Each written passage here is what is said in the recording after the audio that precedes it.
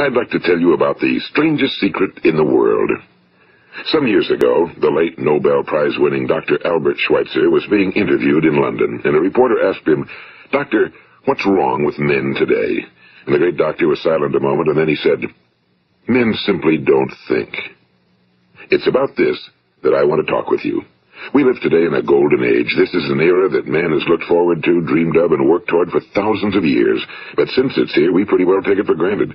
We in America are particularly fortunate to live in the richest land that ever existed on the face of the earth, a land of abundant opportunity for everyone. But do you know what happens? Well, let's take 100 men who start even at the age of 25. Do you have any idea what will happen to those men by the time they're 65? These 100 men who all start even at the age of 25 believe they're going to be successful. If you ask any one of these men if he wanted to be a success, he'd tell you he did. And you'd notice that he was eager toward life, that there was a certain sparkle to his eye, an erectness to his carriage, and life seemed like a pretty interesting adventure to him. But by the time they're 65, 1 will be rich. 4 will be financially independent. 5 will still be working. 54 will be broke. Now think a moment. Out of the 100, only 5 make the grade. Now why do so many fail? What has happened to the sparkle that was there when they were 25? What's become of the dreams, the hopes, the plans? And why is there such a large disparity between what these men intended to do and what they actually accomplished? When we say about 5% achieve success, we have to define success. And here's the best definition I've ever been able to find. Success is the progressive realization of a worthy ideal. If a man is working toward a predetermined goal and knows where he's going, that man is a success. If he's not doing that, he's a failure. Success is the progressive realization of a worthy ideal. Rollo May, the distinguished psychiatrist, wrote a wonderful book called Man's Search for Himself. And in this book he says, the opposite of courage in our society is not cowardice. It is conformity. And there you have the trouble today. It's conformity, people acting like everyone else without knowing why, without knowing where they're going. Now think of it. In America right now, there are over 18 million people 65 years of age and older. And most of them are broke. They're dependent on someone else for life's necessities. Now, we learn to read by the time we're 7. We learn to make a living by the time we're 25. Usually by that time, we're not only making a living, we're supporting a family. And yet by the time we're 65, we haven't learned how to become financially independent in the richest land that has ever been known. Why? We conform. And the trouble is that we're acting like the wrong percentage group, the 95 who don't succeed. Now, why do these people conform? Well, they really don't know. These people believe that their lives are shaped by circumstances, by things that happen to them, by exterior forces. They're outer-directed people. A survey was made one time that covered a lot of men, working men, and these men were asked, "Why do you work? Why do you get up in the morning?" 19 out of 20 had no idea. If you ask them, they'll say, well, everyone goes to work in the morning, and that's the reason they do it, because everyone else is doing it.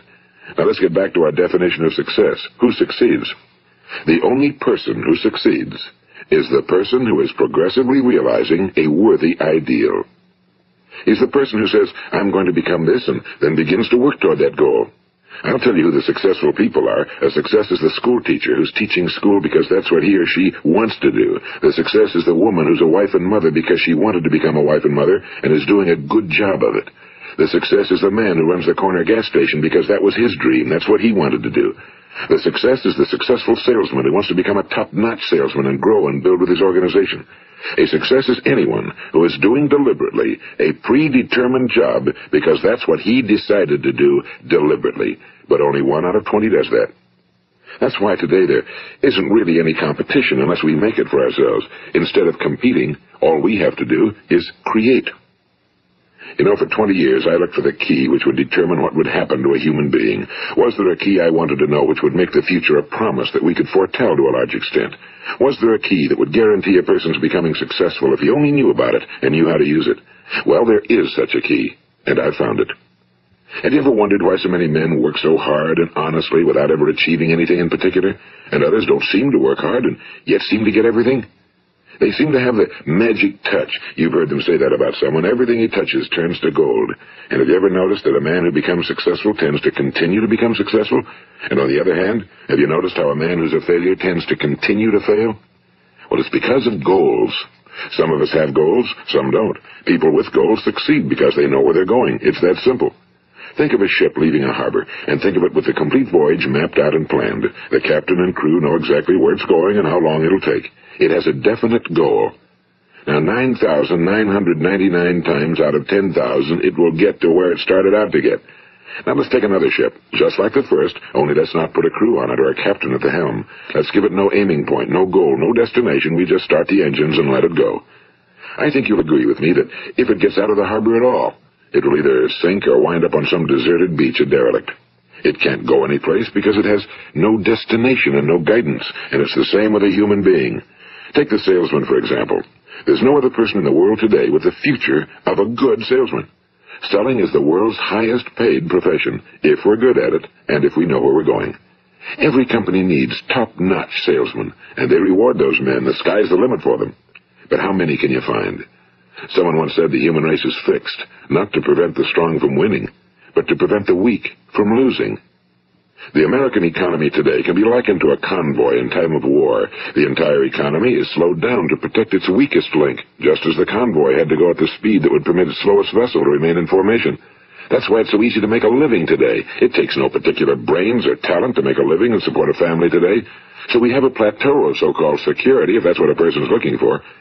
But we do have to decide how high above this plateau we want to aim. Now let's get back to the strangest secret in the world, the story that I wanted to tell you today. Why do men with goals succeed in life and men without them fail? Well, let me tell you something which, if you really understand it, will alter your life immediately. If you understand completely what I'm going to tell you from this moment on, your life will never be the same again. You will suddenly find that good luck just seems to be attracted to you. The things you want just seem to fall in line, and from now on you won't have the problems, the worries, the gnawing lump of anxiety that perhaps you've experienced before. Doubt, fear, well, they'll be things of the past. Here's the key to success and the key to failure. We become what we think about. Now let me say that again. We become what we think about. Throughout all history, the great wise men and teachers, philosophers and prophets have disagreed with one another on many different things. It's only on this one point that they are in complete and unanimous agreement. Listen to what Marcus Aurelius, the great Roman emperor, said. A man's life is what his thoughts make of it. Disraeli said this, everything comes if a man will only wait. I've brought myself by long meditation to the conviction that a human being with a settled purpose must accomplish it, and that nothing can resist a will that will stake even existence for its fulfillment. Ralph Waldo Emerson said this, a man is what he thinks about all day long. William James said, the greatest discovery of my generation is that human beings can alter their lives by altering their attitudes of mind. And he also said, we need only in cold blood act as if the thing in question were real, and it will become infallibly real by growing into such a connection with our life that it will become real. It will become so knit with habit and emotion that our interest in it will be those which characterize belief. And he also said, if you only care enough for a result, you will almost certainly attain it. If you wish to be rich, you will be rich. If you wish to be learned, you will be learned. If you wish to be good, you will be good. Only you must then really wish these things and wish them exclusively, and not wish at the same time 100 other incompatible things just as strongly. In the Bible, you read in Mark 9:23, if thou canst believe, all things are possible to him that believeth. My old friend Dr. Norman Vincent Peale put it this way, this is one of the greatest laws in the universe. Fervently do I wish I had discovered it as a very young man.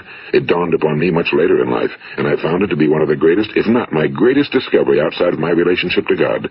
The great law, briefly and simply stated, is that if you think in negative terms, you will get negative results. If you think in positive terms, you will achieve positive results. That is the simple fact, he went on to say, which is at the basis of an astonishing law of prosperity and success. In 3 words, believe and succeed. William Shakespeare put it this way, our doubts are traitors and make us lose the good we oft might win by fearing to attempt. George Bernard Shaw said, people are always blaming their circumstances for what they are. I don't believe in circumstances. The people who get on in this world are the people who get up and look for the circumstances they want, and if they can't find them, make them. Well, it's pretty apparent, isn't it? And every person who discovered this for a while believed that he was the first one to work it out. We become what we think about. Now, it stands to reason that a person who's thinking about a concrete and worthwhile goal is going to reach it, because that's what he's thinking about, and we become what we think about. Conversely, the man who has no goal, who doesn't know where he's going, and whose thoughts must therefore be thoughts of confusion and anxiety and fear and worry, becomes what he thinks about. His life becomes one of frustration and fear and anxiety and worry. And if he thinks about nothing, he becomes nothing. Now, how does it work? Why do we become what we think about? Well, I'll tell you how it works as far as we know. Now, to do this, I want to tell you about a situation that parallels the human mind. Suppose a farmer has some land, and it's good fertile land. Now, the land gives the farmer a choice. He may plant in that land whatever he chooses. The land doesn't care. It's up to the farmer to make the decision. Now, remember, we're comparing the human mind with the land because the mind, like the land, doesn't care what you plant in it. It will return what you plant, but it doesn't care what you plant. Now, let's say that the farmer has two seeds in his hand. One is a seed of corn. The other is nightshade, a deadly poison. He digs two little holes in the earth, and he plants both seeds, one corn, the other nightshade. He covers up the holes, waters, and takes care of the land, and what will happen? Invariably, the land will return what's planted. As it's written in the Bible, as ye sow, so shall ye reap. Now remember, the land doesn't care. It'll return poison in just as wonderful abundance as it will corn. So up come the two plants, one corn, one poison. Now the human mind is far more fertile, far more incredible and mysterious than the land, but it works the same way. It doesn't care what we plant. Success, failure. A concrete, worthwhile goal, or confusion. Misunderstanding, fear, anxiety, and so on. But what we plant, it must return to us. You see, the human mind is the last great unexplored continent on Earth. It contains riches beyond our wildest dreams. It will return anything we want to plant. Now, you might say, well, if that's true, why don't people use their minds more? Well, I think they figured out an answer to that one, too. Our mind comes as standard equipment at birth. It's free, and things that are given to us for nothing we place little value on. Things that we pay money for, we value. The paradox is that exactly the reverse is true. Everything that's really worthwhile in life came to us free. Our minds, our souls, our bodies, our hopes, our dreams, our ambitions, our intelligence, our love of family and children and friends and country, all these priceless possessions are free. But the things that cost us money are actually very cheap and can be replaced at any time. A good man can be completely wiped out and make another fortune. He can do that several times. Even if our home burns down, we can rebuild it. But the things we got for nothing, we can never replace. The human mind isn't used because we take it for granted. Familiarity breeds contempt. It can do any kind of job we assign to it, but generally speaking, we use it for little jobs instead of big, important ones. Universities have proved that most of us are operating on about 10% or less of our abilities. So decide now, what is it you want? Plant your goal in your mind. It's the most important decision you'll ever make in your entire life. What is it you want? Do you want to be an outstanding salesman? A better worker at your particular job? Do you want to go places in your company? In your community? Do you want to get rich? All you've got to do is plant that seed in your mind, care for it, work steadily toward your goal, and it will become a reality. It not only will, there's no way that it cannot. You see, that's a law, like the laws of Sir Isaac Newton, the laws of gravity. If you get on top of a building and jump off, you'll always go down. You'll never go up, and it's the same with all the other laws of nature. They always work. They're inflexible. Think about your goal in a relaxed, positive way. Picture yourself in your mind's eye as having already achieved this goal. See yourself doing the things you will be doing when you've reached your goal. Ours has been called the phenobarbital age, the age of ulcers and nervous breakdowns and tranquilizers. At a time when medical research has raised us to a new plateau of good health and longevity, far too many of us worry ourselves into an early grave trying to cope with things in our own little personal ways, without learning a few great laws that will take care of everything for us. These things we bring on ourselves through our habitual way of thinking. Every one of us is the sum total of his own thoughts. He is where he is because that's exactly where he really wants to be, whether he'll admit that or not. Each of us must live off the fruit of his thoughts in the future, because what you think today and tomorrow, next month and next year, will mold your life and determine your future. You're guided by your mind.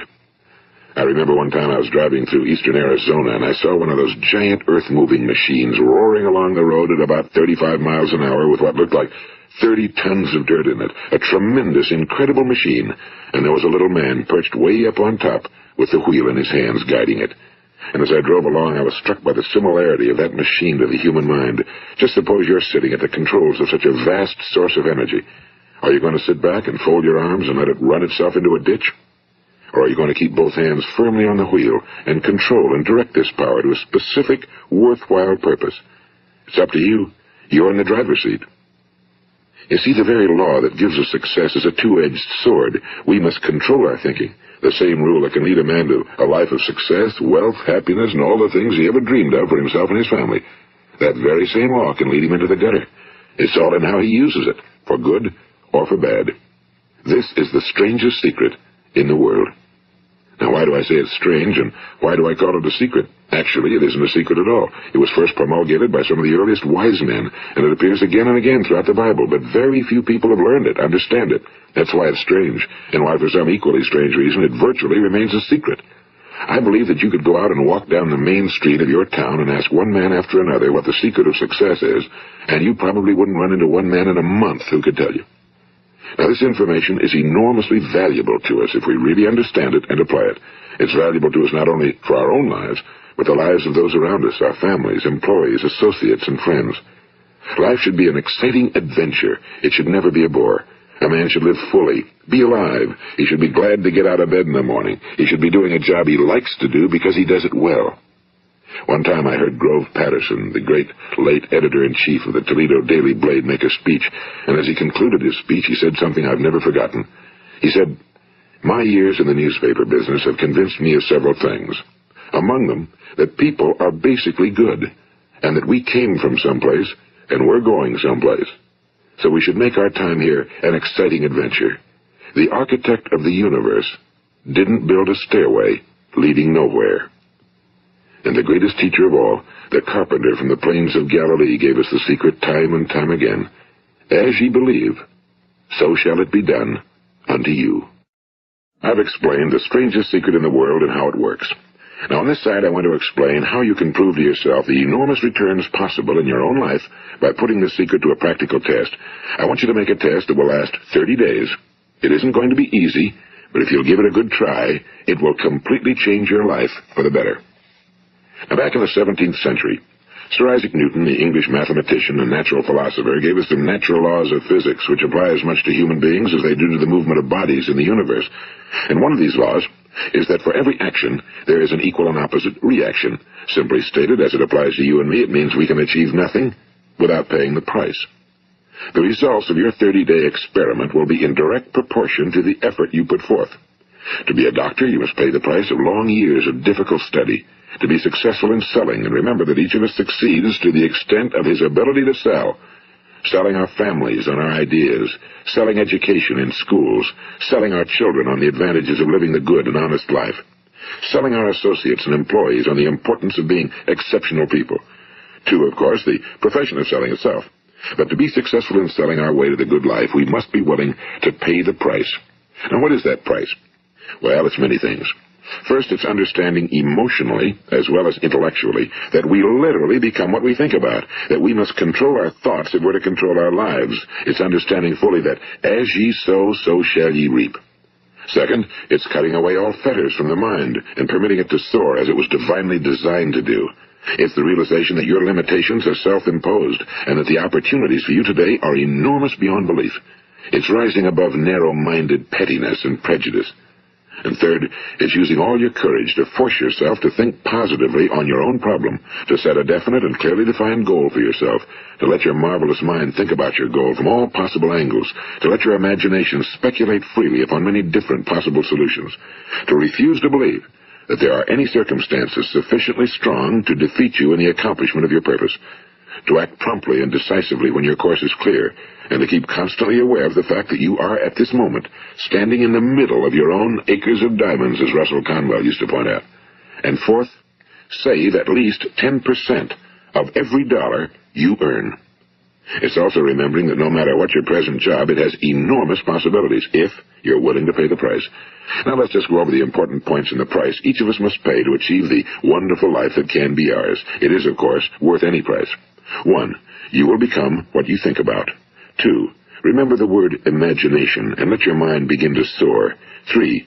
Courage. Concentrate on your goal every day. 4. Save 10% of what you earn. And 5. Action. Ideas are worthless unless we act on them. Now, I'll try to outline the 30-day test I want you to make. Keep in mind that you have nothing to lose by making this test and everything you could possibly want to gain. There are two things that may be said of everyone. Each of us wants something. and each of us is afraid of something. I want you to write on a card what it is you want more than anything else. It may be more money. Perhaps you'd like to double your income or make a specific amount of money. It may be a beautiful home. It may be success at your job. It may be a particular position in life. It could be a more harmonious family. Each of us wants something. Now write down on your card specifically what it is you want. Make sure it's a single goal and clearly defined.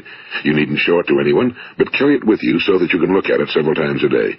Think about it in a cheerful, relaxed, positive way each morning when you get up, and immediately you have something to work for, something to get out of bed for, something to live for. Look at it every chance you get during the day and just before going to bed at night. And as you look at it, remember that you must become what you think about, and since you're thinking about your goal, you realize that soon it will be yours. In fact, it's yours really the moment you write it down and begin to think about it. Look at the abundance all around you as you go about your daily business. You have as much right to this abundance as any other living creature. It's yours for the asking. Now we come to the difficult part. Difficult because it means the formation of what is probably a brand new habit, and new habits are not easily formed. Once formed, however, it will follow you for the rest of your life. Stop thinking about what it is you fear. Each time a fearful or negative thought comes into your consciousness, replace it with a mental picture of your positive and worthwhile goal. And there'll come times when you'll feel like giving up. It's easier for a human being to think negatively than positively. That's why only 5% are successful. You must begin now to place yourself in that group. For 30 days, you must take control of your mind. It will think about only what you permit it to think about. Each day for this 30-day test, do more than you have to do. In addition to maintaining a cheerful, positive outlook, give of yourself more than you've ever done before. Do this knowing that your returns in life must be in direct proportion to what you give. The moment you decide on a goal to work toward, you're immediately a successful person. You are then in that rare and successful category of people who know where they're going. Out of every 100 people, you belong to the top 5. Don't concern yourself too much with how you're going to achieve your goal. Leave that completely to a power greater than yourself. All you have to do is know where you're going. The answers will come to you of their own accord and at the right time. Remember these words from the Sermon on the Mount, and remember them well. Keep them constantly before you this month of your test. Ask, and it shall be given you. Seek, and ye shall find. Knock, and it shall be opened unto you. For every one that asketh receiveth, and he that seeketh findeth, and to him that knocketh it shall be opened. It's as marvelous and as simple as that. In fact, it's so simple that in our seemingly complicated world, it's difficult for an adult to understand that all he needs is a purpose and faith. For 30 days, do your very best. If you're a salesman, go at it as you've never done before, not in a hectic fashion, but with the calm, cheerful assurance that time well spent will give you the abundance in return you deserve and want. If you're a homemaker, devote your 30-day test to completely giving of yourself without thinking about receiving anything in return, and you'll be amazed at the difference it makes in your life. No matter what your job, do it as you've never done it before for 30 days. And if you've kept your goal before you every day, you'll wonder and marvel at this new life you've found. Dorothea Brand, the outstanding editor and writer, discovered it for herself and tells about it in her fine book, Wake Up and Live. Her entire philosophy is reduced to the words, act as though it were impossible to fail. She made her own test with sincerity and faith, and her entire life was changed to one of overwhelming success. Now, you make your test for 30 full days. Don't start your test until you've made up your mind to stick with it. You see, by being persistent, you're demonstrating faith. Persistence is simply another word for faith. If you didn't have faith, you'd never persist. If you should fail during your first 30 days, by that I mean suddenly find yourself overwhelmed by negative thoughts, you've got to start over again from that point and go 30 more days. Gradually, your new habit will form until you find yourself one of that wonderful minority to whom virtually nothing is impossible. And don't forget the card. It's vitally important as you begin this new way of living. On one side of the card, write your goal, whatever it may be. On the other side, write the words we've quoted from the Sermon on the Mount. Ask, and it shall be given you. Seek, and ye shall find. Knock, and it shall be opened unto you. Nothing great was ever accomplished without inspiration. See that during these crucial first 30 days, your own inspiration is kept at a peak. And above all, don't worry. Worry brings fear, and fear is crippling. The only thing that can cause you to worry during your test is trying to do it all yourself. Know that all you have to do is hold your goal before you. Everything else will take care of itself. Remember also to keep calm and cheerful. Don't let petty things annoy you and get you off course. Now, since making this test is difficult, some will say, why should I bother? Well, look at the alternative. No one wants to be a failure. No one really wants to be a mediocre individual. No one wants a life constantly filled with worry and fear and frustration. Therefore, remember that you must reap that which you sow. If you sow negative thoughts, your life will be filled with negative things. If you sow positive thoughts, your life will be cheerful, successful, and positive. Now, gradually, you will have a tendency to forget what you've heard on this recording. Play it often. Keep reminding yourself of what you must do to form this new habit. Gather your whole family around at regular intervals and listen to what's been said here. You know, most men will tell you that they want to make money without understanding the law. The only people who make money work in a mint. The rest of us must earn money. This is what causes those who keep looking for something for nothing or a free ride to fail in life. The only way to earn money is by providing people with services or products which are needed and useful. We exchange our time and our product or service for the other man's money. Therefore, the law is that our financial return will be in direct proportion to our service. Now, success is not the result of making money. Making money is the result of success, and success is in direct proportion to our service. Most people have this law backwards. They believe that you're successful if you earn a lot of money. The truth is that you can only earn money after you're successful. It's like the story of the man who sat in front of the stove and said to it, "Give me heat, and then I'll add the wood." How many men and women do you know, or do you suppose there are today, who take the same attitude toward life? There are millions.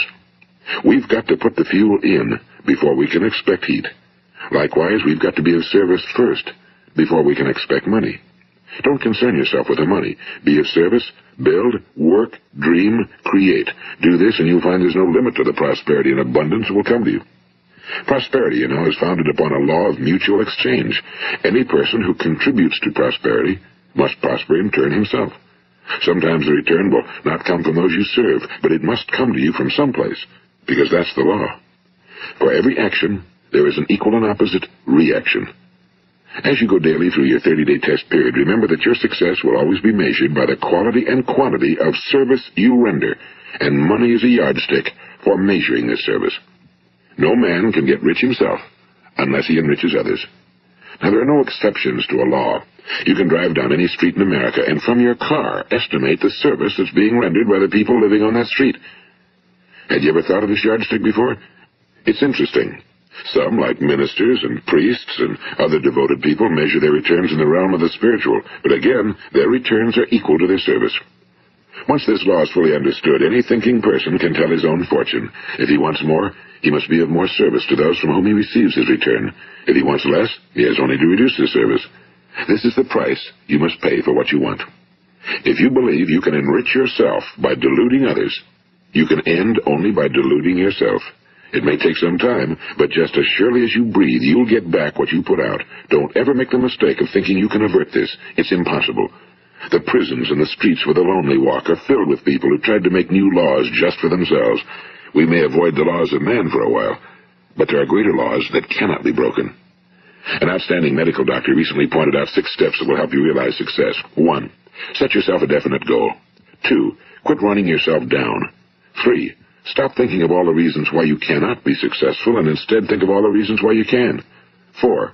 Trace your attitudes back through your childhood and try to discover where you first got the idea you couldn't be successful, if that's the way you've been thinking. 5. Change the image you have of yourself by writing out a description of the person you would like to be. And 6. Act the part of the successful person you have decided to become. The doctor who wrote those words is a noted West Coast psychiatrist, Dr. David Harold Fink. Do what the experts since the dawn of recorded history have told you you must do. Pay the price by becoming the person you want to become. It's not nearly as difficult as living unsuccessfully. Make your 30-day test, then repeat it again, and each time it will become more a part of you until you'll wonder how you could ever have lived any other way. Live this new way, and the floodgates of abundance will open and pour over you more riches than you may have dreamed existed. Money? Yes, lots of it. But what's more important, you'll have peace. You'll be in that wonderful minority who lead calm, cheerful, successful lives. Start today. You have nothing to lose, but you have a whole life to win. This is Earl Nightingale, and thank you.